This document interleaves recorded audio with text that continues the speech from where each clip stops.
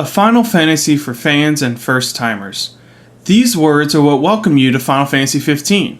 But does it really appeal to both the committed fan base of old and the new players? Hey everyone, it's Ben with Packed House. This is going to be my first impressions video for Final Fantasy XV. Final Fantasy XV launched yesterday, November 29th for the Xbox One and the PS4 consoles. Eric and I actually streamed it yesterday on our channel, and if you're interested in seeing it, you can check that out right there. Be warned, it's about 5 hours long. However, this video is going to be a summary of my first impressions of the game. So, what did I think about it? Before I started the game, I tried to avoid as many reviews as I could. I wanted to make my own assessment for the game. Now, I did look at the scoring that they give, like the 4 out of 5, the 9 out of 10, whatever, but I didn't look into why they gave it those scores. I was actually really pleased to see that the majority of the reviews that I saw were around 9 out of 10 and 4 out of 5. However, I did see a few of them that were 7 out of 10 or 3 out of 5. And I was really curious, but I didn't delve into it. So I get the game, Eric and I pop it into the PS4, and boom! A 9 gig day one patch. The sole reason that it was pushed back last time to November 29th was to prevent a day one patch. Yet, here we are! After installing the game and downloading the patch, which took it about an hour or so, Eric and I were finally able to jump into the game and sink our teeth into it. And honestly, I cannot wait to get back to it. There are going to be 5 aspects that I'm going to be grading this game on: narrative, gameplay, music, visual art style, and engagement. So let's go ahead and start with the narrative, or the story. Before you start playing the game, it's highly recommended that you check out the CG movie Kingsglaive, which actually stands as a prequel to the main story in Final Fantasy XV. And also check out the anime series Brotherhood, which you can actually find on YouTube, and it gives much needed backstory between Noctis and his friends, Ignis, Prompto, and Gladiolus. Both Kingsglaive and Brotherhood are very entertaining, and after watching both of them, I felt that I was well prepared for the world and the events that are happening within. The opening is paved with these beautiful cutscenes. It shows the band of main characters addressing King Regis before setting off on their quest to marry Prince Noctis to his bride-to-be, the Oracle Lunafreya. Towards the end, there was this really touching moment between Prince Noctis and his father, King Regis, which really caught my eye. I was amazed with the amount of emotion that King Regis was able to portray seeing off his son. After about 5 hours of the game, I felt that we were still in the tutorial. Not much has happened after we left for the city of Altissia. However, we did meet a lot of good, interesting side characters, such as the ever-present Cid and his granddaughter, Cindy. We were introduced to various locations that actually have impact, such as restaurants for you to be able to eat food and get buffs, gas stations to fuel the beautiful yet gas-guzzling regalia, which acts as your main form of transportation, and campgrounds and inns that you can actually rest up, level up your characters, and think back on the day's adventures. A new feature in this game is Prompto taking pictures throughout the day. And at first I was really questioning what this could bring to the experience of the game. However, after resting and viewing the different pictures that Prompto's taken, I am really impressed. I was amazed.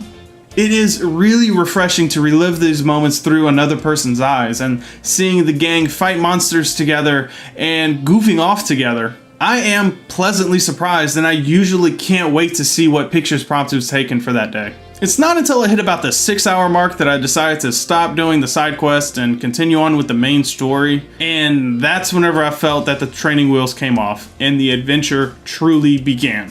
While I do enjoy the prequels Brotherhood and Kingsglaive, I felt that there wasn't enough in the game to prepare players for what's to come.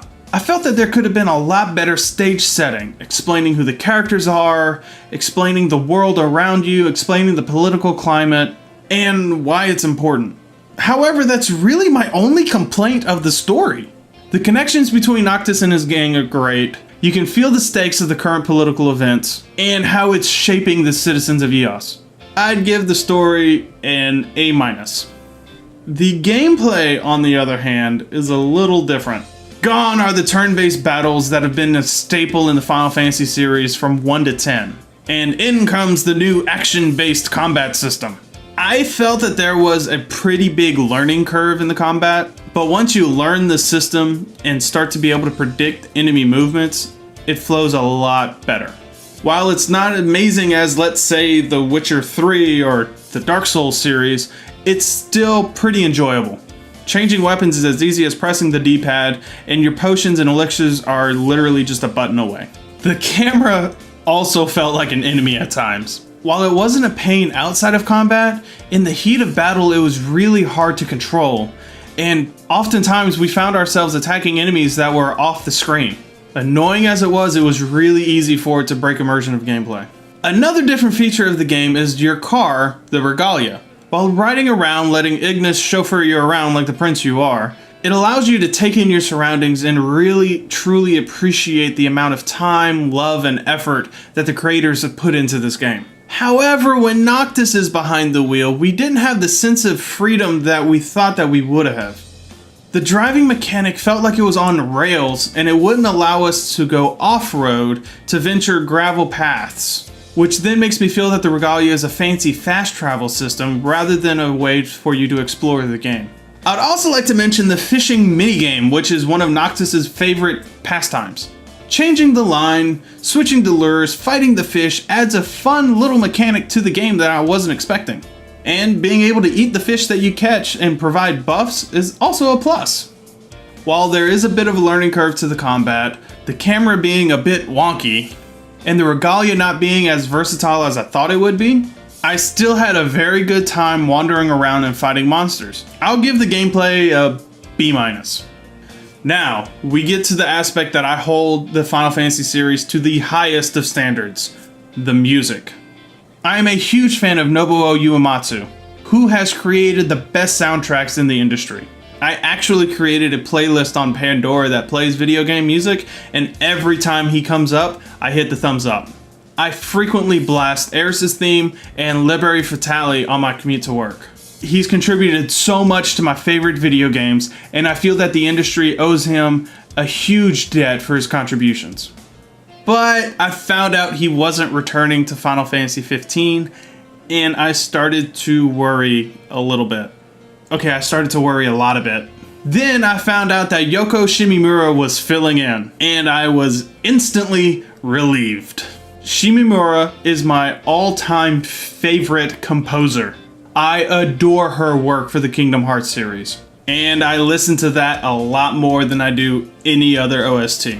Before the game came out, the opening title scene was leaked online, and the music was beautiful. It captivated me, and I listened to it hours on end while I was sitting at my desk working. The music of this game is top-notch, and Shimomura has done it again. I felt that she was easily able to fill the shoes of Uematsu and add her own unique flair and twist to it. But that's not all! As you drive around the Regalia, you're able to listen to different CDs. And what are these CDs, you ask? The OSTs to previous Final Fantasy games! That blew my mind! And I'm still hunting down each OST so that way I can enjoy it while driving around. Shimomura delivered a wonderful performance of the game, and with the addition of the previous OSTs for you to listen to while riding around, I'm gonna give this segment an A+. If I could, I would give it an A+++++++++++. I cannot praise it enough. Visually, this game is stunning, and there's not much complaints. The world is full of life, scenery is beautiful, characters and monsters look pretty great, and the food looks realistic. I was afraid that the game wouldn't transition well from the PS3 to the PS4, but it looks like Square Enix was able to pull it off. Every once in a while I'll notice a texture pop in, but it wasn't bad enough to make me roll my eyes. While nothing stood out yet to make my jaw hit the floor, I'm gonna go ahead and give the visuals a B+. Which then leaves me with engagement. While streaming the game, Eric and I took turns actually playing. And for the times that I wasn't playing, I was still hooked. I couldn't wait to see what happened next. I enjoyed watching the combat, I enjoyed actually fighting, the world was interesting, the mechanics are fun, and the music kept me humming along. Even looking at my Facebook feed and all my friends and Packed House viewers talking about it just made me even more excited. Getting on the subreddit and looking at all the tips and tricks that people are sharing and all the photos that their prompters have been taking in their game makes me just want to get back into it and adventure more and fight more and have fun. The game hooks you in. However, it is a personal game. And what I mean by that is while it's still fun to watch other people play it, it's so much better to experience it yourself firsthand. And it is not a game that you can just pick up and play for 15 minutes and then put down. No, you're looking at probably a 2-hour session each. I would give the engagement a solid A. Overall, I'd say that Final Fantasy XV has enough fan service to please the Final Fantasy faithful and enough updated mechanics to bring in a new generation. The refresh was well executed, and I'm very excited to see where the series is going to go from here. The narrative is great. The gameplay is fine, the music is phenomenal, the art style is pretty good, and it's pretty engaging, and I cannot wait to get back into it. All in all, I'll give my first impressions of Final Fantasy XV an A-.